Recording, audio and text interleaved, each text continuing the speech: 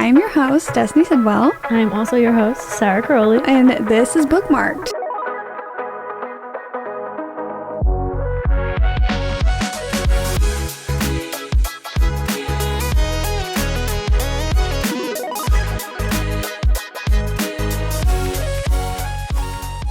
We're literally...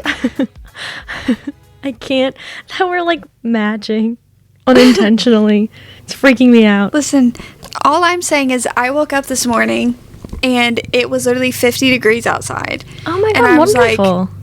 Like, you're not stopping me from putting on I had my little workout thing on, and I did a walk around the neighborhood. And then I was like, I am putting on my sweat set. And then the weirdest thing is, like, you would think that the first place that my brain was going to go was like, oh, it's fall. Like, I'm feeling it. I'm feeling the magical, like, fallness vibes now after I've been nonstop complaining about it for God knows how long. No, my mind was like, I can't wait for Christmas. I want to go get Christmas decor. I want to get a Christmas drink. That's always how it goes. Sorry when you edit this if I looked really confused while you were telling that story. There was like 3 helicopters that went above my house, and it sounded like they were going to crash into it. It was really loud. That is... Did you hear it? No. Sorry. I looked so confused while you were telling the story. I was listening, but it was really loud. You'll see me go... It's okay. Go like that. I'll text Sarah, like, screen grabs while I'm editing the podcast that I want to punch myself in the face so bad, because if you guys, like, ever see me, if you watch the podcast... I, for one, have always had RBF so bad. Like, my whole entire life, I've always had just, like, when I'm concentrating, I look like the meanest, like, one of the meanest people on earth. But it's because my brain is working into overtime to, like, understand. And then also, I'll just start squinting because I'm so far. Usually, I'm on the tabletop computer, and I'm so far that I'm trying to, like, squint and see, like, what Sarah's talking about. Or I'm, like, squinting at something, like, that I've written off screen that I have pulled up. So I'm, like, looking at multiple things at a time. It's so funny. Like that. No, I also literally will just send Sarah a picture and be like, kill me. And my face will just be like... No, it's really funny because I don't notice it when we're recording, but when you send me the pictures of it, it's so funny because I never catch you making those faces. No, it's very, very humbling. But also on my walk this morning, this is not embarrassing to admit. It would be embarrassing if somebody saw me doing it. But, like, you know, like, the leaves haven't changed here yet. Like, everything's still green. Well, the grass is dead. But... everything here is still green, but it's starting to kind of, like, the leaves are, like, falling. It's kind of starting its foliage. And so I'm walking, and there's, like, a breeze, and you hear, like, the leaves rustling. And all I was thinking about was the original Halloween movie. So what I start doing is I start walking, and I'm imagining it like I'm acting. Like, I'm acting like I am, like, the main girl in a horror film, but it's like the start of it where, like, something sus is happening. Yeah. And, like, the audience sees them off screen, and I'm, like, kind of looking around, and then I'm, like, doing it not in my head, I'm doing it outwardly. And then thank God nobody was on the street around me, because then I stop and I'm like, if somebody would have saw me, they would have been like, oh my God, let me go help this girl. Like, she's looking like so yeah. Like somebody's after her. That's like when you're younger and you're in the car and you have your headphones in listening to sad music and looking out the window. Like, that was my favorite thing to do ever on, like, a little drive when I was younger. I got the sad, whatever music, Coldplay, The Fray playing in my ears. You're saying when you were younger, like, I don't literally turn on Taylor Swift's saddest songs and then literally start acting out in my car. No, you're right. Yeah. That stayed with me from childhood. There's something about it that's really fun. I used to literally go to the movies and come back home. It's engraved in my brain. I used to have, like, it was a white iron bed, and I went and watched Toy Story 3, and the scene, like, at the end where the toys are about to be, like, thrown in the incinerator by, like, the evil teddy bear, oh my right? God, that is... I came home, and I started hanging onto the, like, thing, acting like I was... like, I would come home from the movies and act out. Like, when I would go watch the Hunger Games movies and come home after reading the book and then having the ammunition of, like, the film under my belt, oh my God, me in my room for hours playing out every single part. That scene in the Toy Story movie actually ruined my life. That was so sad. I never came home and acted out a movie. Definitely a song. When Nobody No Crime comes on from Taylor Swift, I'm in the car. Who did it? Literally, who did it? I'm singing that one. No. Like, there's something going I on. heavily relate because I too would also do what Miss Swift is saying in that song. Like if I thought something was up, I'm like, what are we doing? Esty didn't come home, guys. Guys, Esty's not here. She didn't come to Olive Garden last night. She didn't clock in. And Esty, Where the me hell and is Esty Esty? do not miss the unlimited breadsticks. Let me tell you. No. That song is a sleeper. I feel like people do not talk about that song enough. Speaking of that, I came up with a question while I was driving in the car. What would your song of the day be today? Oh. I've been listening to audiobooks all day. Actually, I think I would say... You go first, actually. I don't know. See, I've been in a very big, like, music mood. Like, that, and that's usually not me. But I think today... I don't know, I was listening to my rock playlist earlier. I have been loving Do I Want to Know? It's by the Arctic Monkeys. Oh, I know that song. Yeah. Oh my God. The way that I was listening to it and I was imagining so many different like fantasy romance good couples. Yeah, that's like a good fantasy playlist song or artist. Or even just a fall music. Yeah. Playlist. I was listening to my rock playlist. So I was like, okay, yeah. I think I would pick today in the gym. I listened to just a Taylor Swift random playlist, so I don't really have a specific one. But been listening to Mamma Mia soundtrack a lot, so I'm gonna pick Mamma Mia as my album of the day. Yeah, it's just sometimes I have one in a playlist and it'll come on, and then I have to play the actual whole album. After that, it's usually slipping through my fingers, but I have to skip that one because that one makes me cry. You gotta watch the movie. Isn't that the song where the mom is singing it about the daughter growing up or something? Oh, it is heartbreaking. Slipping through my fingers. Oh my God. And she's getting her ready for her wedding. I can't. Oh, see, that's me with that Father. Have you ever seen Father of the Bride? Mm-mm. Oh my God, don't. It's an amazing movie, but the sound has been trending of like what brides will like. They put the sound over like their dad doing their first look with him on their wedding day. No. And the audio is like along the lines of like, and then I noticed like she wouldn't be like coming down the steps anymore, like whatever. Like there's this whole entire monologue in the movie about his daughter getting married and like him kind of coming to terms with it. And it first started circulating that I had seen it right before I moved. And I sobbed on my couch because I was like, I can't think about my parents' point of view of me moving. Like, I can't do it. And then it's a whole entire other thing, like when you get married. Whole entire other thing. Any engagement or wedding video, any of them on my For You page will make me cry. A speech? Oh my God, the speeches get me. Yeah. I don't know what it is about them. They make me cry so hard. They get oh my me every God, time. those do not get me. Like they don't. I'm scared for my wedding day. I'm going to be crying on your mess. wedding day, you're going to be sobbing? I think so. I don't think I'll be able to contain myself. I'll be fixing my makeup every second. I need to book the makeup artist for the entire day because I'm going to be sobbing the entire day. But listen. I don't think we can go a second more without addressing the elephant in the room. Okay. What is it? What is it? I mean, let's just not act like we both didn't see it. Oh, we're talking about the cover? Yeah. Okay, wait. Hold on. I need a sip of water before I continue. Okay. Here's my dough. It's water. I just got really thirsty. Welcome back to Bookmark, guys. We're about to get into it. I saw it on someone's story, so I don't really know who posted it first. How did people find it? It wasn't on Emily Henry's page when I looked. Is it on the publisher's page? Oh, maybe. I didn't really look into it. I just saw it on someone's story, and I just stared at it. We're talking about Emily Berkeley? Henry's new book cover. Was it Big, Beautiful something life? Great Big Beautiful Life? Yeah. Okay, let's pull it up. It's orange, which I didn't expect it to be that color. No, I expected, but then I was like back-to-back blues. Like, let's get real. Yeah, I don't know what color did I guess a color? I feel like my guess would have probably been like green or something. But it's orange and it has like little like graphic It has like graphics behind it, like geometric graphics, which I thought was interesting. But it's not what I expected. The people on the cover, the guy's holding a book / notebook. I think it's a notebook because he has papers ripped out of it. And she's sitting and reading. leaning against the letters. Like, I just, from this cover, I can't take anything away. I have nothing. Well, that's okay because the synopsis was released. Oh my God, I didn't even read it. Oh my God, tell me. Basically, both of our main characters, it takes place on like a small island.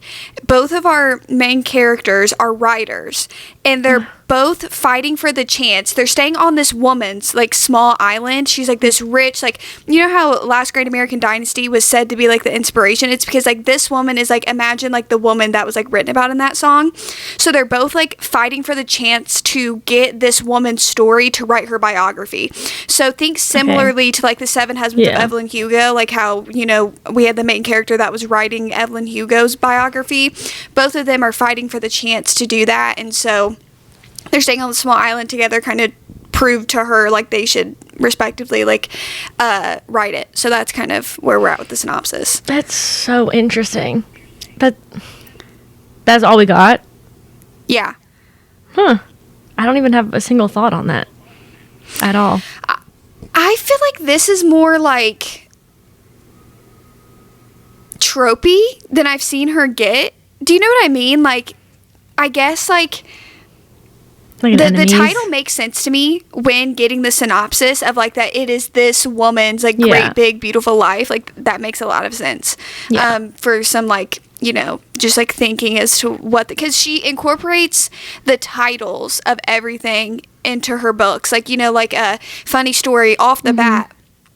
It's like, oh, it's a funny story, you know, like in whatever. And then Happy Place, it's all over like, oh, this is my happy place. What was it? Book Lover? Oh, I guess. No, Book Lovers did. Book Lovers did. Anyway, yeah. I'm excited. I just think it's a little bit, I feel like it's a little bit different from Emily Henry, but we were kind of already expecting that, like going into it. Yeah, I literally have not a single thought going through my brain. I'm excited for it. I just don't think it's what I expected it to be about, maybe. I don't really know. Like, I guess it's like a little, it's just like a little rivals situation going on. Yeah, which is also very, like, because looking at Emily Henry's other books, we got that in Beach Read, and we also get it in Book Lovers. So it's interesting that she's doing that again. Yeah, 2 more writers. Well, maybe we'll have more cameos of our other besties in this one, since they're all in the same world. I am excited, though, for, I feel like my 2 favorite books of hers are when like the characters are in the book world / writers. Like I feel like that's just my favorites from her, like Beach Read and Book Lovers. She could have been any random synopsis and I still would have been excited. It could have been literally about anything and I would have been so excited.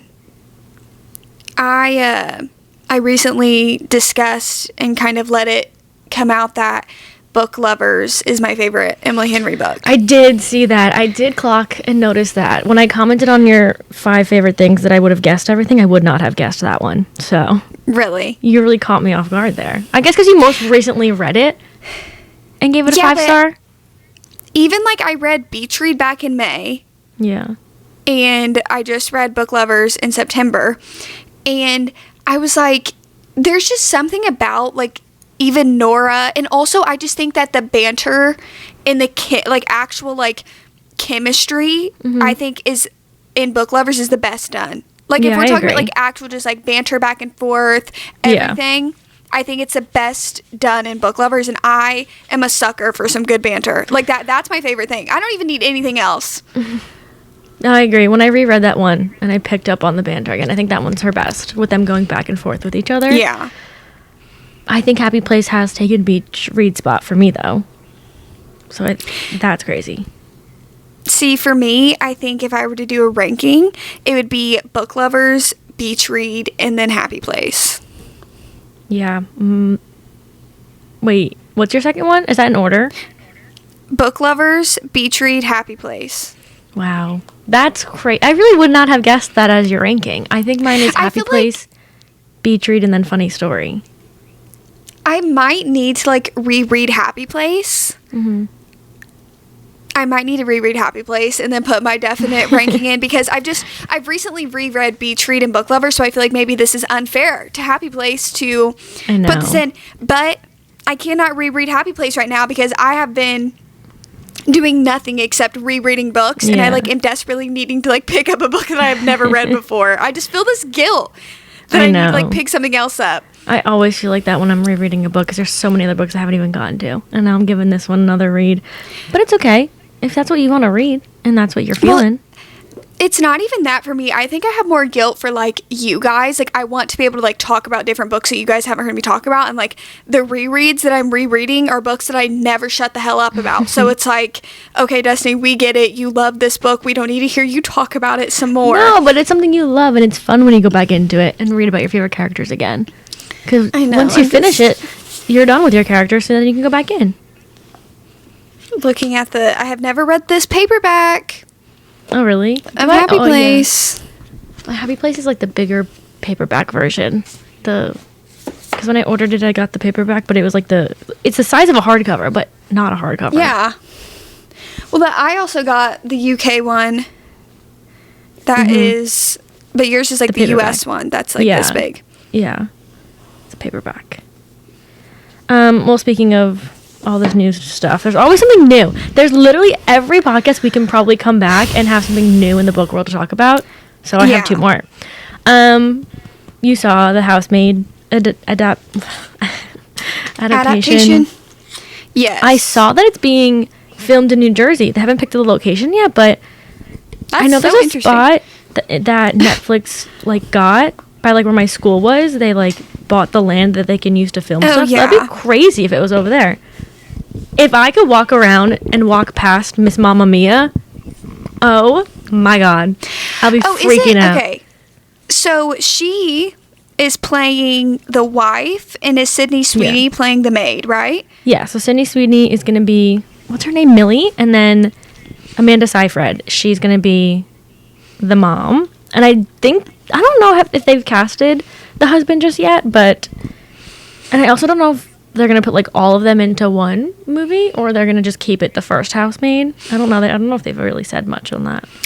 Did you read the other, is there two? There's three. No, there's three. I read all of them. See, I never got to the other ones because I'm like, if we're just like recycling the same exact storyline, like I don't care. I actually liked the second one a little bit more. The third one I didn't really like. It's Millie, like, later in life. So, like, I don't think they'll probably do that one. But I didn't picture either of these characters. I didn't picture them blonde, like, at all in the books. I don't really think they were blonde in the books. I thought they were blonde in the books. Maybe the mom was, but I know Millie was not blonde. There's no way. No, I think she had brown hair. If my memory is serving correctly, I thought she had, like, brown hair. Yeah. But I think they're going to do a great job with it. They casted some great actresses, so. I can't wait to go watch We Live in Time tomorrow. Oh my God! Wait, it's out? Yeah, it comes out. Well, like, you know how, like, movie theaters do, like, early screenings on Thursday nights? Nope, but now I do. Well, so movie theaters will do like select screenings on Thursday when the movie technically comes out like on Friday. So nobody's gonna be home though. It's kind of sad to like go to the movies by yourself, but I literally cannot wait. I actually can't. No, you have to go see it. I actually think I did know that because when the One Direction This Is Us movie came out, I went to the like night before release. Yeah. Of course. But I'm really excited. You have to give me all the updates. I'm like, listen, I'm not recording the film. I'm not pirating it. I am just recording myself reacting to the movie. And the thing is I was just thinking about this because I'll kind of turn something on. If I'm not in the living room, I'll turn something on at all times to be on the living room TV. I cannot have just like silence in the house ever. Listen, you know when people like make it, and more power to you. Listen, disclaimer, that's okay. But you know when people are like, my New Year's resolution is to not have like YouTube on in the background, like while I'm doing something, like just be okay in my own silence, like not have to listen. Never once thought of that. Never be a goal for me. That will never be a goal. Yesterday, I'm okay with not. No, me too. I got out of the shower yesterday and had to put my clothes. Well, I came out of the shower, watching a YouTube video, put it down, had to put my clothes in the laundry room and like put my laundry on like on the drying rack. Walked over halfway, turned around to grab my phone because I needed my YouTube while I was doing that. Any moment I am doing anything, there's something playing. It follows me all around. If I'm going in the shower, I'm like, gotta pick my YouTube video Yeah, or like a something's YouTube on. like podcast to just like have on in the background. So I had on Spider-Man No Way Home on the TV the other day, and then I'm just watching it, and I was watching this specific clip of like when Andrew Garfield shows up in the movie, and I literally like was sitting there watching it, just thinking to myself, like, I don't think I'll ever experience the happiness that I felt the night that I went to the early screening of that film, and I was sitting next to my brother, and I had been nonstop talking about this for months. I was one of those people that was like breaking down the trailer because it was like a rumor that they were coming back for this movie, and I can just remember like being so happy whenever he shows up. When he shows up, if any of you guys have seen it, when he shows up and he's in the alley, I knew the second that they showed the alley, because he's very theatrical in the Spider-Man suit, I was like, that's Andrew. That's him. That's him right there. I will never feel happiness like that again. I think you're gonna love him in this movie. Like, he's perfect. No, I already love him in literally every single thing that he does. Yeah, you're gonna love it. So this is just going to tear my heart out. Like, I can't. Did you see that he's doing the chicken shop date? I did see that. I also have kept up. Well, it comes on my TikToks, Andrew Garfield. And what's her name on the chicken shop? I forgot her name. I don't know her name. She has if you don't know what a chicken shop is, I don't, it's like, she posts them on YouTube, I believe. I don't know, is it a podcast or is it just the interviews?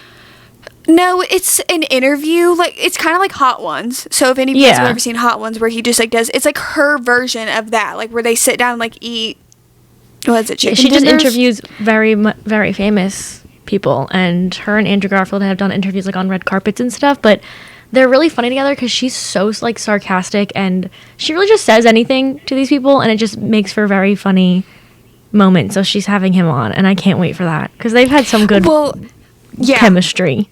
They got some chemistry, and he just broke up with his girlfriend. His like ex-girlfriend like posted and was like, "We're not together anymore," and I was like, crazy time. But I have never got over him and Emma Stone breaking up. I've never gotten over that in my life. Yeah.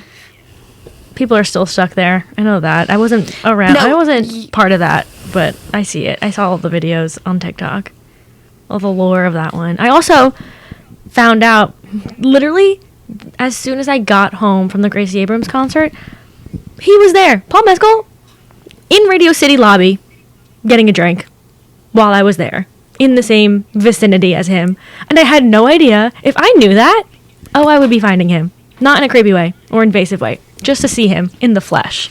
Oh my god! Some people you just need to see with your own eyes. I told Kay while we were there, she was like, I don't know what song was on, but she was like, wasn't this about her ex Paul? And I was like, not ex. Have you seen anything recently? Not ex anymore. And then I found out he was there. That would have been amazing. Just to see him in the flesh. I keep switching this camera angle up. I'm so sorry, you guys, but my back is hurting so bad. Okay. Oh, my dog is hitting me. Anyway, that is so...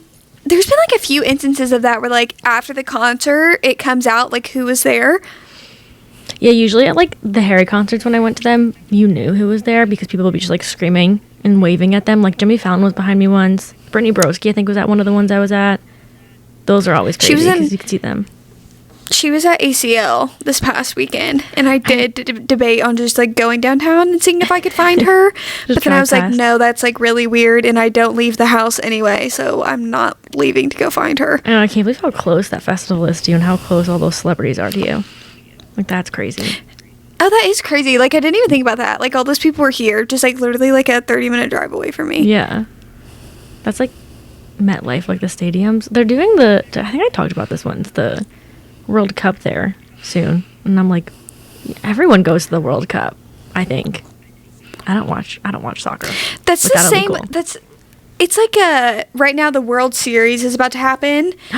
This is the Yankees' year, by the way. I think me and Chris are gonna go to one of the playoff games. I'm so excited. I'm literally so ecstatic. Jealous. My grandma's probably freaking out. She's been waiting for this. I have also, every single year, I look like a clown telling everybody, this is the Yankees' year. They're making a comeback this year. We're so close. We're so close. But, it's like how everybody goes to, like, the World Series, the Super Bowl, what's the tennis? The U.S. Open. all of that stuff.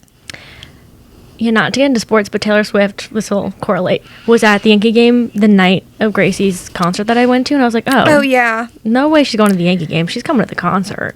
But false, she was at the game. Chris texted me, he was like, Taylor, your friend's here. I was like, who? It's like, Taylor's at the game because he was watching it. Oh, yeah. I saw that, and then I saw, too, that the last leg of the Eras Tour starts today? No. I think it's this weekend. Friday, like this weekend. What is it, Miami? Or is it into Miami? I think it's somewhere in Florida. Gracie said it at the concert. I was gonna send you too that Gracie has like new merch for this leg of the Eras Tour. Oh, really? She also has deluxe songs coming out Friday. She sang one of them at the concert. That's really exciting. I hope she sings one. Oh yeah, I got that notification today, and I was like, "What is this? I didn't see this anywhere." Like Spotify said, like, "Oh, here's the countdown to this," and I was like, "Yeah." What? I felt very like abrupt, but I'm really excited for that. I wonder if Sabrina Carpenter. Okay, I wonder if she'll do, because you know how she has like the emails I can't send deluxe, and I think isn't that we got Feather. And I forget what else. I wonder if she'll do a deluxe. I feel like all these artists probably just have songs that didn't make it on the album, and then they put more out. Like Tate McRae just hinted at her next album. Oh my god, I'm so excited. She put out a little snippet of a new song she's working on. Oh, I'm really excited about that one. She is truly giving Britney. Did you see that? People want her to play Britney in her biopic. Oh, no way. Are they making it? Or is it biopic? Yeah. They bought the rights to The Woman in Me, which is her memoir. I'm pretty sure that's what it is. They bought the rights to that, and they're doing it. They either want... I've seen talks of Millie Bobby Brown or Tate McRae. Can Tate act? Question mark. She can sing and dance. I have no clue. That's like we were talking about book adaptations. It's so funny when people like will cast people that don't act into it. I'll get them in some acting lessons real quick. I think that's just because like I think with Millie Bobby Brown, people are saying like they look similar and they know that she can act, but then it's like, can she do the like singing and dancing? Yeah, but then with Tate McRae, it's like, okay, she can do the singing and dancing, but can she act? Yeah, I think Millie Bobby Brown's such a good... Well, I guess it's hard because you can teach dancing. You can teach any of this. But I feel like it's hard if you don't have any rhythm. Britney Spears is like one of the, like known for being one of the best performers. You can't really teach that. No, that's what I'm saying. I feel like you have to take somebody who like already has that they can do it. Because like with her, she's literally like a mega pop star. So it's like, it's not like, oh, we can just like... Oh, people were saying Sabrina Carpenter too. They wanted her up for the role. That would be crazy. I could see Tate doing it though. If she could act, that would be cool. Yeah. I didn't know they're making one. That's crazy. So many updates. There's so much going on. I know. This was supposed to be a spooky story episode, guys. But we had stuff to say. There's so much going on. Yeah. We had to yap it out first. And now, my arm is tired. It's spooky time. Do you have spooky stories? Yeah, I found 3 of them on the scariest website known to man. Really? Oh, you had to see me last night, so okay, well, let me preface. We're gonna tell you guys some spooky stories. We know last year when we did this, you guys really enjoyed this episode. So me and Destiny went on to the World Wide Web and searched up our own spooky stories to tell each other and you guys. Last night, I was in bed searching them. I don't know why I did it last night. I get scared very easily. I don't watch anything scary. I don't like anything scary. And I'm looking them up online, and I'm just like, it takes me down these like websites and pages, and people are saying this is my real story, and I'm reading them, and then I like stopped doing it, and I looked around. It's like 11:30, and I'm like, probably not the best time to be doing this. I was scared to go to the bathroom. I'm scared to get out of bed. I took my flashlight on like this. It's like that is so real, because I also like started doing it late last night, and then I was looking through and I'm scrolling through because usually I find scary stories on r/no sleep. So I was scrolling through that, and r/no sleep is weird because in the rules it literally says like this is like people writing in their stories, but like me personally, I just think that it's like another just like horror fiction and people just like act like it's real. Like I don't. It makes like, it spookier though when you pretend or when you say it's about you. Yeah. It's like a forum, and basically it's like people write in. It's like I kind of see them as like creepypastas that people try to act like are real, which is majority of the time when you hear creepypastas, like people are like passing them off as that. So I was going through and I was reading them, and I read one which is actually like my first actual story, and I swear I read it and then I was like, I need to go like watch Cars and go do something wholesome. Like I like just the energy around it. I was like, this like really spooked me out of like just the feeling of it. And then I had to do it this morning in the daylight. I had to look in the daylight for the stories. I know, it was creepy. I have my blinds, when I close them, there's one on the other side that broke, but like it's only like a little piece of it that broke off. So when I close my blinds, like there's one like hole. I have to get new ones, but there's just a hole. And when I looked up and looked out, the glare from the candle that I was burning, like you could see it through the thing, and I literally heart dropped. I like did a double take. Thought someone was looking at me through the window. I was like, okay, yeah, that's when I cut it off. Well, because I didn't want to do scary ones because I couldn't. I would start reading it. I'm like, don't need to know how this ends. That's so funny. I wanted to tell you guys about this. This isn't one of my scary stories, but it's like so short, and I was thinking about it. I have thought about this for months, and I've just never like done the little like Google search that it would take to find it. But I remember, and I wish I remembered where I originally saw this, because after some research, this has just kind of like been passed down. But the way that I remember it in my adolescent brain is that kind of the same time that I was reading Scary Stories to Tell in the Dark when I was in 3rd grade in the classroom, I remember reading a book, and I don't know if it was like just like folklore or like tall tales, like whatever, but I remember reading this story in my classroom during like silent reading time, and it has stuck with me into my adulthood, and I've never like seeked it out. It's like this and that story that like I feel like everybody heard of, like the babysitter, and this one is the one that I'm about to talk about isn't, but this one, the one where it's like the babysitter is downstairs and keeps getting a call, and it's like, oh, like just like a prank call or whatever, and then she's like, oh, this is weird, and like they keep calling, and then she like calls the police, and the call's coming from inside the house, and she leaves, and like the kids were upstairs like murdered or something. Like that was like, that stuck with me, right? But this story is that the girl, I didn't realize the girl in the story's name is Sarah, and the car. So this is the story, and this isn't how I originally saw it. It didn't tell me. This is AI on Google. I hate this feature, but whatever. It says the car sat idling in the deserted parking lot, its only illumination the dim glow of the dashboard casting long shadows across the interior. Sarah nervously tapped her fingers on the steering wheel, her eyes glued to the entrance of the movie theater, waiting for her boyfriend Mark to emerge. Oh my gosh. Sorry. Got a text. That spooked me a little bit. Okay. My arm. Okay. The night was heavy with thick fog that clung to the trees, creating an eerie silence that was occasionally broken by the distant hoot of an owl. As the minutes ticked by, a fainting tapping sound reached her ears, seemingly coming from the roof of the car. At first she dismissed it as a stray branch brushing against the metal, but the rhythm was persistent, almost deliberate. She rolled down the window, straining to hear, but the sound remained elusive, driving a cold shiver down her spine. Suddenly, the tapping grew louder, and Sarah's heart pounded in her chest. She couldn't ignore it anymore. Throwing the car into park, she cautiously stepped out, peering around the vehicle, but saw nothing. Walked to the back, her hand hovering near the trunk release, but the tapping seemed to be directly above her head. Hesitantly, she looked up, her blood running cold as her eyes met the horrifying sight of Mark hanging from a low-hanging branch. His lifeless body swaying gently in the breeze. His fingers, still curled, were barely brushing the roof of the car, creating the eerie tapping sound that had haunted her moments before. I was about to say, when you started reading that, I think I started reading this one last night and I stopped. That was Sarah without an H, right?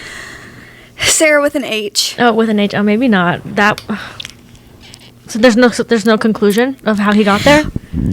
Well, it was like, I remember like the original story that I read was like her and her boyfriend, because then I did a little bit of research and it said that this is kind of like a folklore tale, that it's just like a story that's been passed down that like a bunch of people just like say. I don't know where it originated from. I didn't look that heavy into it, but I remember reading it and it was like a little bit different. It was like still the same premise that her and her boyfriend were both in the car. He leaves because their car ran out of gas. Like, this is how I remember my story going. And he leaves, and then she's sitting in the car and she hears the tapping but doesn't want to get out of the car, and then a sheriff walks up to the window and like taps on the window and tells her like she needs to get out of the car and just like follow him and get out of the car. And then she turns around and sees her boyfriend, and he had been like murdered out in the night, like when he tried to go get gas. That's horrific. And I remember reading that in 3rd grade. But yeah, I had to tell you guys about that because that was like one of those that I read and it like really stuck with me for years, and it bothered me that I could not remember where I found it from. Like, I remember reading it in a book, but the book was not showing up when I was Googling it. Also, yeah, I've never heard it. Okay, we did this before on the podcast. I need somebody to tell me the book. And okay, when I was a freshman in high school, my teacher did like circle time where we read a book, and I cannot remember what the book was called, but I remember the book started off and the main girl is like, I think her parents have money or her parents are rich, and I remember the book starts off and she's like getting ready for this thing and she's going to this like dinner of some sort. And then I remember her high school specifically, that she had like a drama teacher or something, and the teacher was like a little just like, I don't know, weird a little bit. And then you get into the story and she has to babysit these kids, and she keeps getting like a phone call, like a prank phone call. And that's all I have. That's just how the book starts. And then we never finished the book. Like, we never went on. But that has been bothering me since I was 15 years old. I'm 21. I have never heard of that. I don't think I've ever read a book like that. Or not I can't find it. I can't find it anywhere. I haven't been able to find it, but you guys helped me find the book last time. So if any of you guys know what I'm talking about, please let me know. That was like in, I think like 4th grade, our like music teacher during like spooky time, like close to Halloween, she would tell spooky stories. Like, she'd turn the lights off, she had a flashlight, and she had all of these like locked and loaded. She had like, they weren't like really spooky, but they were kind of like this like, I don't know, but the way she told them, like with her like voice and acting and stuff, I don't know, it was really fun. I loved when she did that. And she had like some good ones. I wish I remembered them, but they would spook me. Of course, I was like, what, 9? I don't know how old I am in that grade, but I was spooked. See, I would take them way too far. Yeah. No, some of hers were fun. Like, she would like, it would be a spooky story, but then the end would be funny. Like, she would do some of those. I liked those. Oh, okay. Those didn't scare me. She would tie it up with a bow at the end. Like, it wouldn't be as scary as you thought it was going to be. Yeah, except for the one with the girl with the red ribbon around her neck. That's a scary stories to tell in the dark thing. Oh, is it? She probably got a few of them from that, because I remember I used to read those during library time too. But she loved to tell that one. And then there was those were fun though when she told them. I wonder if she still works there / does that. That would be cute. Okay. Isn't it cute how like little things that your teachers do like stick with you your whole entire life? Teachers are so important. Shout out to the teachers. We love you. It's like, I love when like artists, like when they like make it, they thank those one teacher that like helped them. That's always the best. And then you see, okay. Anyway, love that. Okay. This one, trying to see which one I want to do first. Again, these aren't that spooky. Oh my god. Do we know if these are real? I don't know. We'll see. I don't think that. Where did you get your stories from? Some of them, random website on Google. And then one took me to Reddit. Don't know where on Reddit, but I was scrolling on there and I was getting really scared. Because I think that I can't tell if they're real or not. This one says it happened to a friend of theirs about a year or so ago. Her name is Minji. Okay. I hope Minji's okay. Okay. Minji's in her late 20s and works as an English tutor in South Korea. One evening a few years ago, she was tutoring a high school boy. They were up studying pretty late and the buses stopped running. Being a long way from his house, the boy asked if he could crash on her floor overnight and get the first bus the next morning. Minji was very reluctant because inviting a teenage male student to stay the night didn't sound like a great idea, but he was begging her and eventually she relented. They went back to her one apartment and she got into bed while he laid a blanket out on the floor and they both fell asleep. A few hours later, at maybe 2 a.m., the boy wakes Minji up. He says he's really hungry. He wants to get some food. And Minji opens her eyes and looks up at him in disbelief and says, food? It's 2 a.m. Go back to bed. But the student insists, says he's really hungry. Let's do something now. She tells him that there's some ramen in the kitchen. He can fix it. He can fix himself some. This doesn't satisfy him. He doesn't want ramen. There's a 24-hour place just down the road. Let's go there. Eventually, after several minutes of persuasion, the boy gets Minji to come with him to the restaurant. They leave the apartment and head out. As soon as they're on the street, the boy turns to Minji and says, I'm not hungry. I woke up in the middle of the night and looked under your bed. There's a man sleeping there. They called the police and discovered that a homeless man had been living in Minji's apartment, sleeping under her bed for over 2 months. The boy only saw him because he was lying on her floor, so he had a clear view of under the bed. The police arrested the man, and thankfully there were no other issues, but that's by far the creepiest thing that's ever happened to anyone they know. It's not spooky, but it was creepy, and it creeped me out. Because people in the comments were like, now I know, now there's a good reason for me to check under my bed. I'm going to keep doing it. I remember like a few years ago, and it's similarly like when I was younger, I used to go down these rabbit holes on YouTube, but people will make like fake videos like this, so I never found out if it was real or not. But I remember being younger and seeing a video of like these people had like cameras in their house, like inside of the house. I don't know if people like have cameras inside of their house, but these people did. In this video, like I said, I don't know if it was real, but they had like kind of like a crawl space like in their kitchen. Like, I don't know if it was for like storage or something, but I remember it was like the surveillance showed like in the middle of the night somebody coming out of the storage like in the kitchen, and they like said it was like a homeless man had been like in their house, like unknowingly would wait for them to go to bed to like go into the kitchen. There's a few stories like that. Or do you ever watch those paranormal movies with the recordings in the house and it'll always catch something? I think people do have cameras like in the house just in case. I don't know. But they always pick up on something. And those freaked me out. Sorry, my train of thought was like, oh, recordings, middle of the night. And then I started thinking about that one app that people use to like record themselves at night, like record their sleep. Yeah. And then I saw a TikTok the other day that this guy like shared. He was like, who am I screaming at in the middle of the night? And it was like, he was sleeping and he was like screaming like, stop, get away from me. Like he was like screaming stuff like this, and everyone in the comments was like, who are you yelling at? And it just, that reminds me of, we read the scary story last year, remember, that the person had said that they had that app and that they heard like somebody speaking to them in the middle of the night. Yeah, I remember that. The one that stuck with me from last year, if anyone listened to our spooky stories, was the Ted Bundy one. Like I have told that story so many times. Crazy. Like little coincidences like that are like mind blowing. But the sleep talking like app that records you, I need to get Chris on that. He sleep talks and he says the weirdest stuff, gibberish, literally nothing. Like, what's it called? Like, it doesn't make sense. I'm so embarrassed to exist that I don't even want to like have that app downloaded on my phone. I don't want to know what's happening when I'm sleeping. That's none of my business. Yeah, that's true. Imagine finding out that there was a ghost talking to you like in your sleep in your house. No, thank you. No, thank you. That's what I'm saying. Cause like, there are some things in life that I'm like, even if it's happening, I would just rather just live my life in ignorance. Like, have you ever heard the thing when people say over the span of your life while you're sleeping, like you swallow bugs? Stop right there, because I had a big like thing in my ear that was hurting, and I was like, did a bug crawl inside of my ear? Did a spider bite inside of my ear? Stop. That's like such a fear, like a huge fear, because there's people that fall asleep, they'll wake up and it's like stuck. Oh my god. Well, that's like that's disgusting. You know the saying or whatever that they say, like, you're probably in your lifetime you walk past like a murderer like at least like once in your lifetime. And like when people say you passed your death date, obviously, at one point, that freaks me out too. I literally just told Isaac this over the weekend. We were driving, and I just randomly was like, I just wish I knew the dates that things happen. Like, I feel like I would have a lot more like chill in my life if I knew like when things were going to happen. And I'm sure everybody thinks that, but I really mean it. Like, if I just knew when it was going to happen. I think I'd be the opposite. I don't want to know, because if I knew something was happening in 2 weeks, like, I would not be able to sleep. I would not be able to function and do normal things, because that's all I would be thinking about is preparing.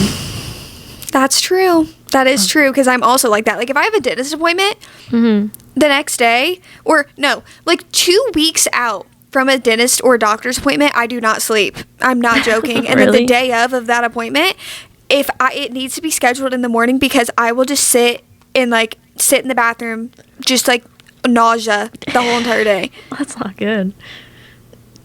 No. Imagine trying to make a doctor's appointment to try to get help for having that, and then just being like, I can't go to You the can't doctor. go. That's been me for literally 4 years now. Can't get myself to go to the doctor. Sorry, really got myself on a tangent here.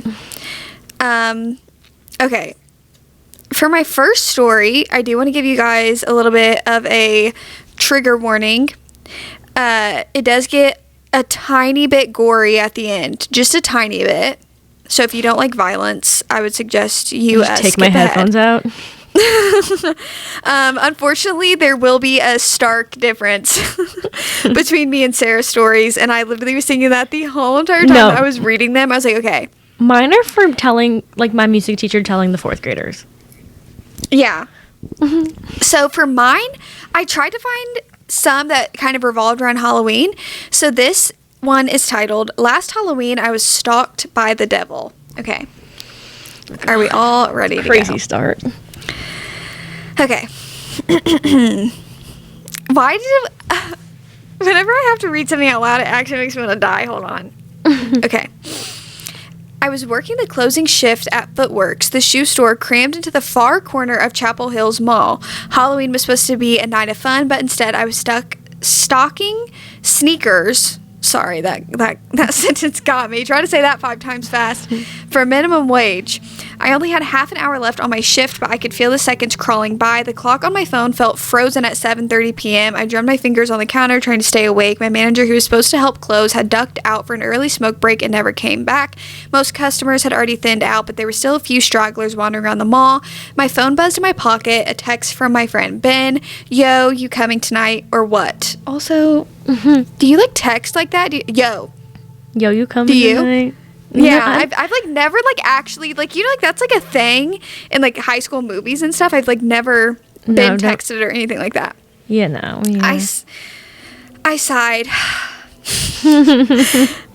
I'd been dodging the question all day. Ben's Halloween party was supposed to be the big event of the night. Half of the school was going, including all of my friends, but I hadn't planned on going. After my shift was over, all I really wanted to do was crash in my bed. I started typing, probably not, when another text popped up. Don't be lame, man. It's Halloween.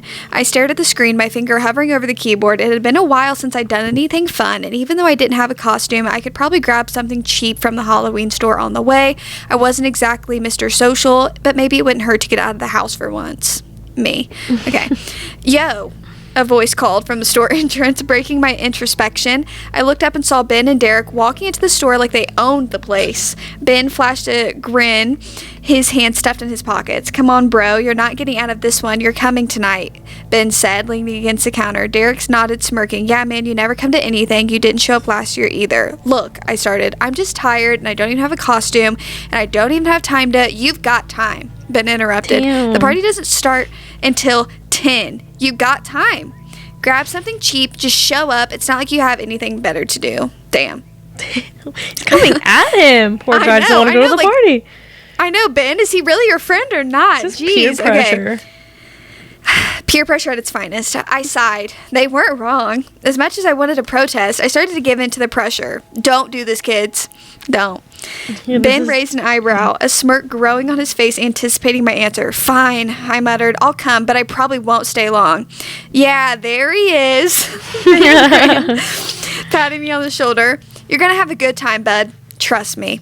Derek glanced at his watch. All right, well, we're heading out. See you there. I watched them leave, their laughter fading as they disappeared out of the mall. I wasn't sure I believed Ben about having a good time, but I was locked in now. He's locked in. He's locked in. I just had to make it through the last stretch of my shift, grab a costume, and then down a few drinks to make the night more tolerable. The mall was basically empty now. Most of the other stores were closed. The place began to get a little darker as more and more lights were turned off. I started mentally checking off the closing tasks, sweep the floor, cash out the register, routine stuff. As I was counting the minutes to clock out, something caught my eye near the entrance. A person stood there just outside the store facing me. They were in a Halloween costume, a creepy red latex devil mask, which had a large pointy nose and cartoonish wide smile which reached ear to ear. Small black horns protruded from the top of the mask. It looked pretty realistic, like one of those expensive movie quality masks. Had it not been so startling, it would have actually been pretty impressive. The mask was paired with a mismatched black and red suit that looks like it was put together from pieces found at a thrift store. At first, I assumed it was a last-minute shopper or someone killing time before heading to a party, but they stood completely still, facing me, not moving, not browsing, not shopping, just standing there. I felt my chest tighten. There was no reason to be freaked out by some weirdo in a Halloween costume, but something about them made the hairs on the back of my neck stand up. The way they were just standing still watching me began to eat away at my nerves. I was about to tell him we're closed when he turned slowly, deliberately, and walked away. I just stared frozen in place. His steps were slow, measured, almost robotic as he disappeared out of sight. I shook it off, trying to refocus on closing the store, getting out of there, but every few seconds I found myself glancing towards the entrance, half expecting to see that creepy guy in a devil's mask there again, watching me. Okay. I'm going to paraphrase. He goes to the Halloween store, buys a Jason masks. He's going to now go to the party. As I turned the corner, my heart lurched. There he was, the man in the devil mask. He stood at the far end of the aisle, illuminated by the dim, flickering light. He didn't move, didn't speak, just watched me. My stomach twisted and my throat went dry. For a split second, I considered throwing the mask down and bolting, but something kept me rooted. Maybe it was disbelief, maybe shock. I told myself it was a coincidence, forcing my legs to carry me to the front. The cashier barely looked up from his phone as I approached, too busy scrolling through his phone. My skin crawled as I sensed the man in the devil's mask moving closer. His eyes locked on me. I could feel it, the weight of his stare boring into me. He checks out, leaves, doesn't see him. By the time I got to Ben's place, the party was already in full swing. Cars were parked up and down the block, and I could hear the bass. I could hear the bass that they caught in the living room. I could hear the bass. That it should really be spelled differently. That's not my fault. Okay. From the music thumping before I even stepped out of the car. The house was decorated to the nines. Fake cobwebs hanging from the trees, jack-o'-lanterns lining the driveway, and orange lights flickering in the windows, and I could hear Rob Zombie's Dragula blasting from inside the house. I pulled the plastic hockey mask out of the bag, slipped it over my face. It wasn't much, but it would do. I didn't feel like going all out for this party anyway. Just wanted to blend in, have a few drinks, hopefully avoid any awkward moments with people. The front door was wide open, and people were spilling out into the yard, already tipsy and laughing too loud. I stepped inside, the smell of beer and sweat hitting me immediately. Ben's living room was packed, people in costumes, some elaborate, some half-assed as mine, dancing, drinking, and yelling over the blaring music. Hey, you actually came. Ben appeared out of nowhere, clapping me on the back hard enough to nearly knock me over. Damn, Ben. God, you are not proven to be bestie in this story. Yeah, well, you really didn't have a choice. Yeah, well, you didn't really have a choice. I said jokingly. That doesn't make sense. Okay.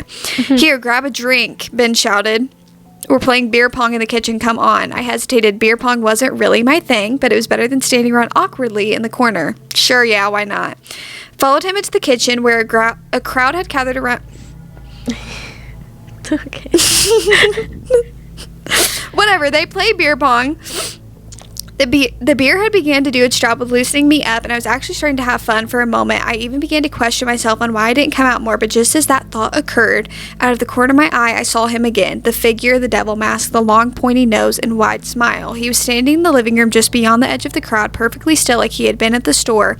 Didn't move, try to talk to anyone, just stood there watching me.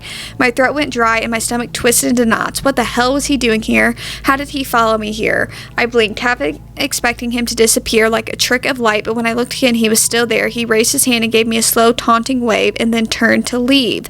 Maybe it was the drink, or maybe it was the feeling of security from the crowd, but anger began to boil up inside me. I began to set my drink down and push through the crowd, trying to keep him in sight. I wanted to grab him and find out who he was and why the hell he was following me, but by the time I reached the living room, he was gone. Just like that. I scanned the room, my heart pounding in my chest. People were laughing, talking, dancing like nothing was wrong. I thought about telling Ben, but what could I say? That some weirdo in the devil's mask had been following me around all night? He'd just think I was paranoid. I needed to calm down. I told myself it was just some guy playing a prank, maybe someone who had been at the mall early and recognized me, or maybe it was someone I knew just messing with me. It was Halloween. People were supposed to be creepy. I didn't stay at the party long after that. After a couple more beers and some awkward small talk, I made my excuses and slipped out. I just wasn't in the mood anymore. All I could think about was the guy. Every time I turned around, I expected him to be in the devil's mask standing there watching. It was a relief to get back to my car and leave the noise and chaos behind. The streets were quiet as I drove home, the occasional group of teenagers in costumes still wandering the sidewalks. My parents' house was only a few blocks away, and when I pulled into the driveway, everything seemed peaceful. The porch light was on, and the pumpkins were lit on the front porch. I parked, walked up the front steps, fumbling with my keys as I unlocked the door. The quiet was almost comforting after the noise of the party. I stepped inside, closing the door softly behind me. "Mom, Dad," I called out, but there was no answer. They had probably gone to bed already. I flipped on the hallway light and headed for the stairs, planning to just crash my room, forget about the whole night, but something stopped me. A sound, a drip, a slow, steady drip, not the drip of a sink, a heavier, thicker drip, slowly. I made my way toward the sound of the direction of the kitchen. My breath caught in my throat as my eyes scanned around the house. As I got closer to the kitchen, the sound got louder, and there was something else, a smell, an odd smell, almost like copper, thick in the air. I rounded the corner in the kitchen, and when I saw the outline of something, no, not something, someone, I froze, my blood turning to ice. It was my dad. He was sitting at the kitchen table, and so was my mom, only something was wrong. They were sitting at the table, side by side, like they had been waiting for me, but there was something horribly wrong, so wrong it took my brain a moment to catch up with what my eyes were seeing. Their heads were gone. The jagged red stumps of their necks were all that remained, blood streaking down their clothes, pooling into the floor. The table, sorry, Sarah's face right now. The table, once warm and familiar, was now soaked in it. My stomach lurched. I couldn't tear my eyes away. I stood frozen in shock, every muscle locked into place as my brain struggled to process the nightmare in front of me. At first, I wasn't able to comprehend if what I was seeing was real or some twisted hallucination, and then I saw him. The man, the devil, was standing in the corner, almost blending into the shadows. He was big, much bigger up close. His posture was unnervingly calm. In each hand, he held a head, their heads by the hair, the thick strands twisted around his fingers and his hands. I saw the source of the sound. Blood dripped from their severed heads, landing on the floor with a soft rhythmic plip, plip, plip. The sound was horrible, and for a moment all I could hear was the sound of dripping in my own heartbeat. He didn't move, didn't flinch. He just stood there perfectly still. His arms were reached up towards me, holding my parents' heads proudly like two trophies. I couldn't breathe. I wanted to scream, to run, but frozen in fear, I slowly backed away step by step, my eyes never leaving him. His head didn't turn, his body didn't shift. He just stared with that pointy nose, the huge red smile, as he were frozen in time. He never moved, and somehow that was worse. I turned and ran, didn't stop until I was halfway down the street, gasping for breath, my hands shaking as I fumbled for my phone. My fingers barely worked as I dialed 911. My voice was trembling as I told the operator what happened. And then when the police arrived, the house was empty. The man, the devil, was gone. They never found him. The police chalked it up to some kind of gruesome home invasion, but I knew the truth. He had been following me the whole night, maybe longer, watching, waiting for the perfect moment he had wanted me to see, to know. He chose me for some reason. That was last Halloween, when my life was forever changed. I'm terrified he's going to come back for me this Halloween, and I'm terrified that at any moment I'm going to see that mask again. Oh, God. I'm going to see this mask in my nightmares. There's just no reason for it. He just is insane. The scariest stories are the ones with no ending. As in, not everything is tied together. There's always that ominous detail left in the back. I'm going to have to blame Ben on this one.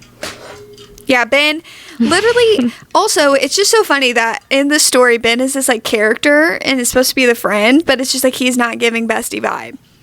No, not at all. Guys, this is a lesson. If you don't want this thing to basically just come and kill your parents, don't give in to peer pressure. No, that's how you scare the kids. The metaphor in the story was that the man in the devil's mask was actually peer pressure. And that's the real scary element of the story, is peer pressure. Yep. That's what they would, like, in English class in high school, they would tell the story and say, okay, now dig a little deeper, and that's what you would have to come out with. Find the metaphor. What does the devil represent in this story? And I got that. As soon as Ben started peer pressuring him, I knew it. My grandmother's entire life, she had a recurring nightmare. In this nightmare, she'd be walking down a long, dark hallway, turn to the left, open a door, and see something terrible. She'd always wake up before seeing what it was. In her 40s, she, her husband, my dad, and my aunt were on vacation. They booked the hotel at the last minute, so they ended up having to get 2 rooms with 2 twin beds on opposite sides of the floor. My dad wakes up around 3 a.m. and can automatically tell something's not right. He calls out in the darkness, "Dad?" No response. He turns on the bedside light. "Dad?" he says, a little louder this time, still no response. Getting worried, he slides out of bed and shakes his father. He doesn't wake up. My dad ran down the hotel hallway to my grandma's room and started banging on the door. My grandma worriedly opens the door. My dad shouts, "Something's wrong with Dad." He leads her down the hallway, a long hallway, to the last door on the left. My grandmother reaches the door, turns to the left, and sees her husband dead in the bed. Heart attack. And she never had that dream again. Isn't that freaky? She predicted it. So is it like she knew that that was going to happen? Yeah, you know when you have like a dream and like you wake like up a before premonition? Yeah, so before something bad happens. She like kept having a bad dream, and the exact thing happened that was in the dream, and it ended up being her husband. This one has a title. It's called "I've Been Getting Texts from a Dead Number." The font is like -2 on this one.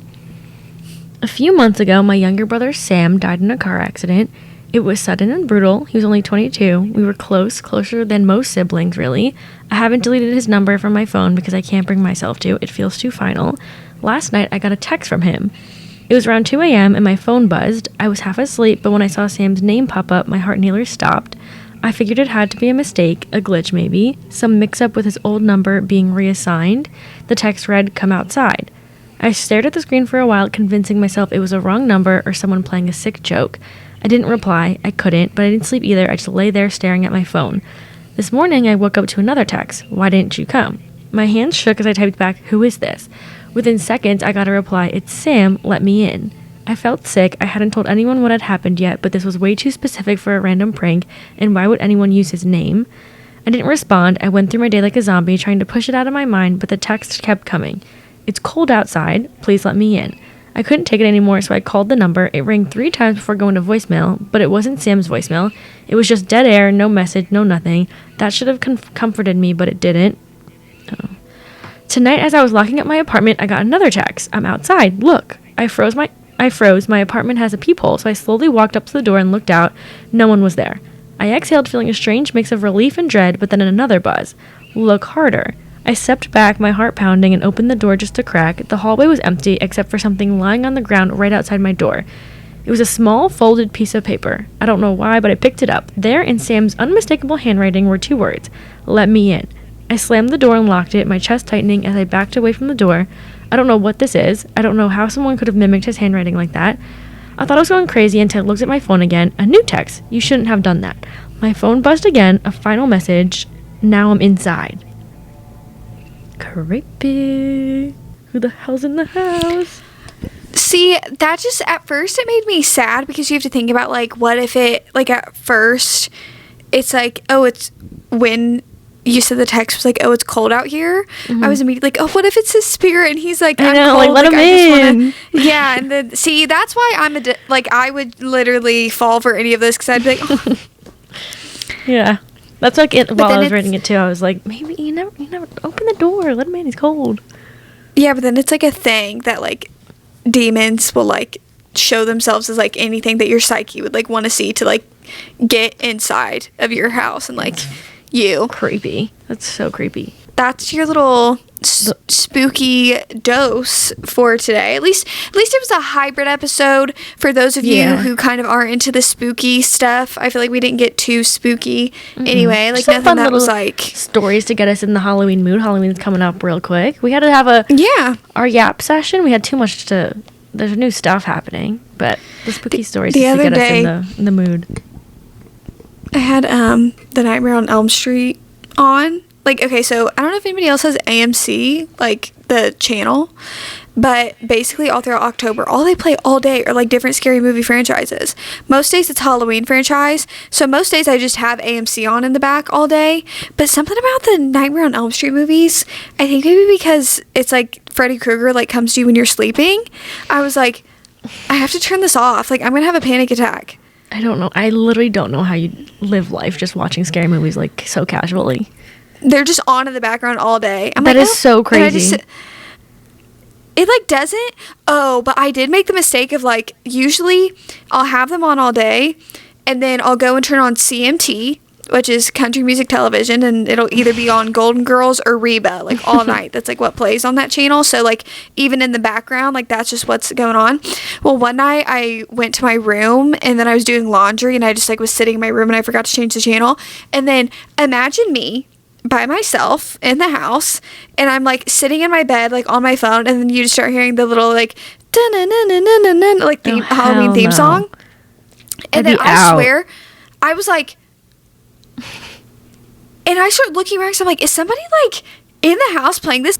I go on scary walks is what I call them, and basically there's this podcast that I've listened to for years, but I only ever really listened to them in October. Every day when I go on a walk, I turn on their podcast, and they do basically their entire podcast is just what we did, where they just like find listeners write in stories, and they find stories on the internet, and like they just tell like the scariest stories. I could never. I listen to that as I go for walks. I do like watching like documentaries of like, did he kill his wife? Where'd the wife go? It's just always like the answer's always yes. The answer's always yes. I tell my mom when she's watching her little Dateline episodes, so my mom loves watching Dateline, I literally always look at her and she's like in it, and I'm like, Mom, the husband is not in the interviews. So let me tell you something. The husband did it. If he's not being interviewed, it's because he did it. My mom has probably watched every single Dateline episode. Like, she goes to bed with it on. I'll turn the alarm on in her room, and I just hear murdered and she's just asleep. Yeah. I'm like, girl, my mom how? Loves Dateline. She's watched Snap too. Just literally, it's about like spouses killing each other. Oh, there's this one show that I used to watch with my mom that they don't do anymore, but it was literally just like dramatic reenactments. Instead of them like telling you, it was like just a dramatic reenactment with a voiceover of what happened. Oh, that's crazy. Yeah, not for me. I have to be like with other people when I'm watching a documentary like that. I cannot sit and watch it by myself. At a very, very, very young age, I got deeply into the JonBenet Ramsey case. I'm telling you, probably 10 years old. Me and my iPad mini against the world. I thought I was going to solve it. I kid you not, the amount of hours that I sat like as a child on YouTube, because me and my mom would watch these shows together, so I would go seek out like true crime stories before there were true crime podcasts. Like this was like before any. Isn't that crazy to think? Like me saying those words, like that's crazy to think that I was living in a world where like when I was a kid there was like none of that. Like no true crime podcast. There's only, like, you got Dateline. Dateline and Google. Yeah, I was Googling and I was like, what happened to JonBenet Ramsey? Yeah, I feel like so many people probably feel like they're qualified to get on that case or get on like those cases. It's like whenever I'm reading a book, sometimes I do put myself in the perspective of that person. And I'm like for example, A Good Girl's Guide to Murder, I would have just minded my own business. Yeah. There would have been no book. I was going to say there would not have been even a series. Or like how much I love Stranger Things. I love to think that like me and my friend group would be like, yep, we would be like that. Oh, like, no. But in reality, if I fed into it and wanted to do it, nobody else would be game. They would be like, no, there's nothing going on. I would not be doing any of that. You could not motivate me enough to try to find something like that. I was watching Outer Banks. Even that, I'd be like, I don't think I'm motivated to do that. I'm not going to deep dive down there. Oh, no. That's the thing. Because you want to know what? It's also the friendship aspect of like, you have to be such a good friend to like look like one of your friends is like, I believe that there is this treasure. You have to be a good friend for all of you guys to go, you know what? We're going to find this treasure. Yeah, honestly, like, maybe we also believe. Yeah, if I was in their friend group, like we're in like a friend group, everyone was down to do it. I was like, okay, if we're all in it, then sure, let's do it. Because let's be honest, if we're sitting there and I'm like really all this and I'm like, I'm telling you, like, I think, and if we delusionally feed into this with each other, I feel like we're doing something. Yeah, no, I agree. If everyone's on board, I'll do it. Yeah, well, let us know down below if you guys have any scary stories to share or anything to share with what we talked about today. Thank you so much again for coming back to another episode of Bookmark'd. We love and appreciate you guys, and you'll see us next Thursday. Boo! Okay, bye guys.